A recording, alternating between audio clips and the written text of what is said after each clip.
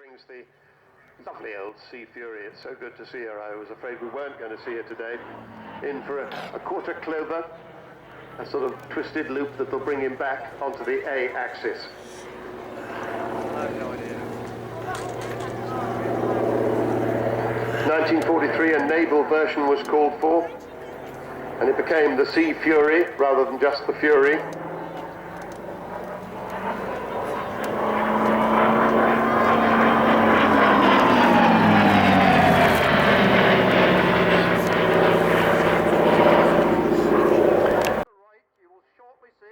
Tornado GR4 aircraft, call signs Poker 1 and 2, running in at high speed in support of the troops. They have made radio contact with the ground forces, call sign Widow, and now position the aircraft to provide cover and await further instructions.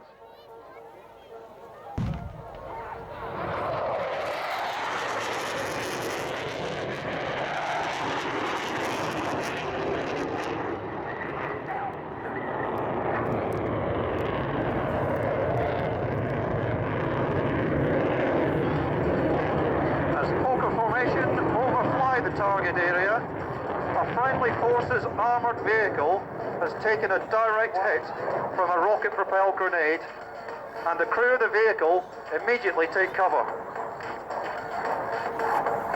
90.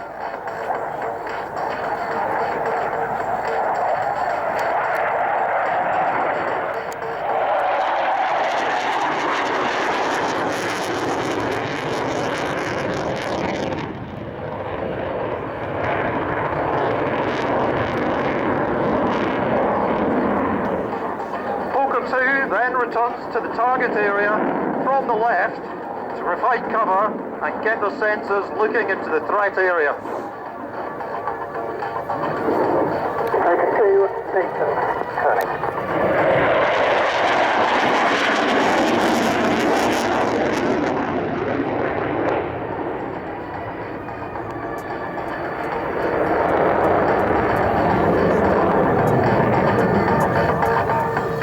If you look ahead now, you will see Poker 1 manoeuvring towards the target area, using the Lightning 3 laser targeting pod to mark the enemy's positions. Poker 1, braking.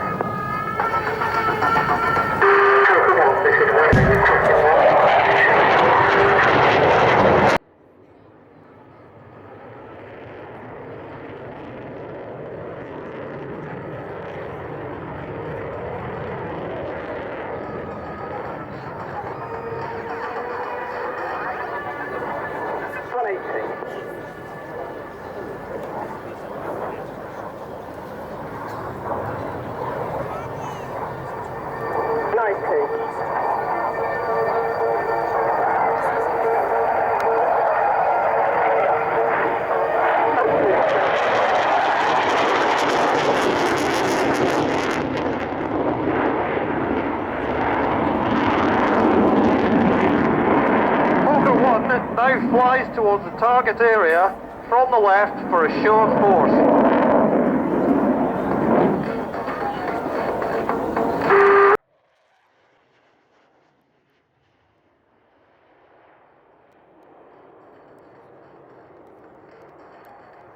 show of force is a low-level, high-speed pass using both noise and aircraft presence as a deterrent.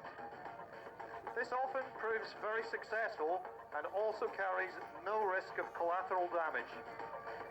Once the show of force is complete, the ground commander asks Poker formation to re-establish in the target area while he reassesses the situation. The lead aircraft, call sign Poker 1, is being flown today by Flight Lieutenant David Simmons, and his navigator is Flight Lieutenant Chris Stradling. The second aircraft, call sign Poker 2, is being flown by Squadron Leader Bev Thorpe, and in the back seat is Flight Lieutenant Rich Parsons. 290. All are qualified tactics instructors from 15 Squadron at Royal Air Force Lossiemouth, and have all seen recent active service in both Iraq and Afghanistan. Poker, gate. Poker, brake.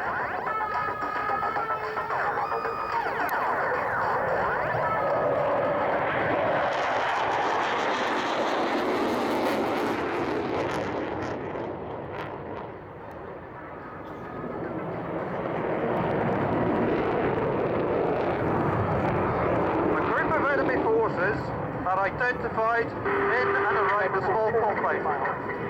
Based on this information, the ground commander then requests Poker 1 to reposition for a strafe pass, using the Tornado's highly effective 27mm Mauser cannon. The aircraft is armed with a mixture of both high explosive and armour-piercing rounds, and a rate of fire of nearly 2,000 rounds per minute. Whilst Poker 1 resets to a higher altitude in order to prosecute the strafe attack, Poker 2 will run in from the left at high speed in order to provide cover. 2. 1.5. 1. Half a mile. Official.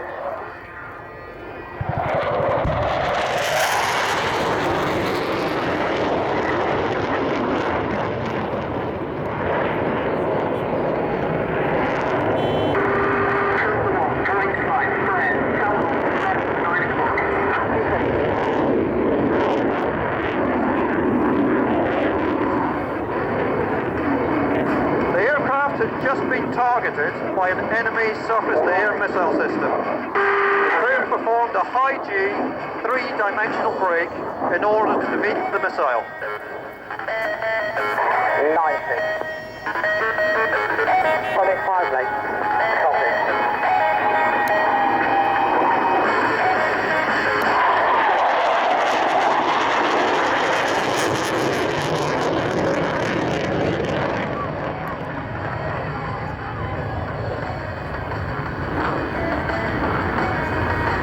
Commander has now asked Poker 2 to employ a number of brimstone missiles against both mobile and static targets. They will run in from the right.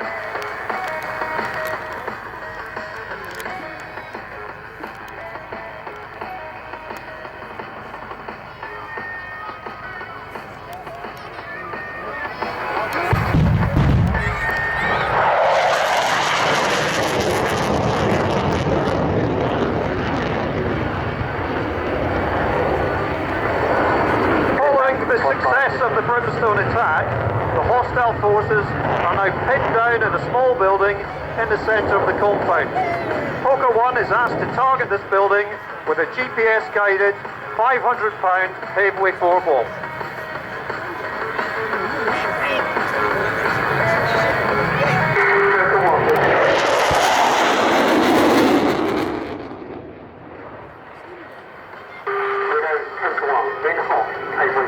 The ground commander spots another pocket of enemy forces and calls for Poker 2 to perform an immediate re-strafe attack.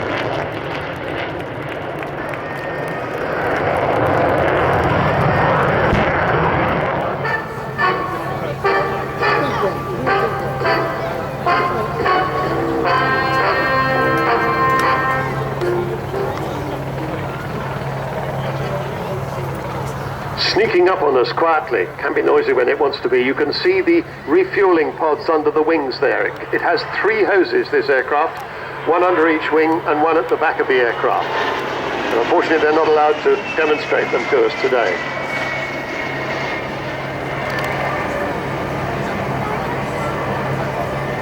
One of the most elegant aeroplanes, elegant large aeroplanes produced by the British aviation industry. 1950s and 60s, Britain was trying to compete with potential US domination of the long-range transport market, particularly compete with the Boeing 707. BOAC had 707s, but those couldn't do the hot and high routes from shorter runways in Africa and South Asia. The Vickers offered the VC10, stands for Vickers Civil Project number 10. Oh, by the way, that little helicopter is taking Red 10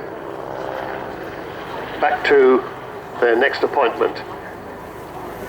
Mike Ling leaving in that helicopter. We'll see the VC10 come by another time. So BOAC flew these VC10s for a while, but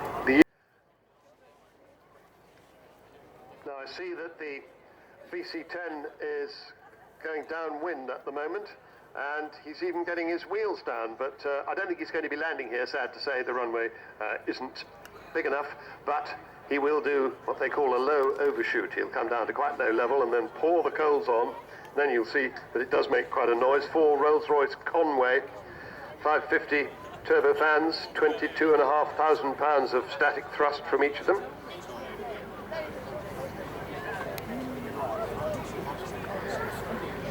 So eventually the Royal Air Force got a squadron of VC-10s which they used for transport, especially VIP transport. Prime Ministers used to like going around in them, but lots of troops got transported in the VC-10. But then eventually they got converted to tankers. And they're all on 101 Squadron at Brize Norton. There's 3 different versions, 10 of the K version, 4 of this type, the K3. The Ks were developed from the old RAF aircraft. The K3s from East African Airlines Super VC-10s. So slightly bigger, more powerful engines, fuel in the fin and things like that, and K4s from the BOAC. All of these aircraft can dispense as much fuel as they can carry, obviously allowing for the fact that the aeroplane needs some fuel for itself. So they can be used for short sorties with a high fuel offload or longer range transits or anything in between. And they also do still carry passengers. They've operated all over the world. They extend air power virtually limitlessly. And they're currently stationed in the Falklands and in the Middle East. And they're starting to be replaced by the Airbus A330-200 Future Strategic Tanker Aircraft, FSTA, now known as Voyager, and the first Voyagers are at Brize Norton as we speak. So here she is, the lovely Vicky.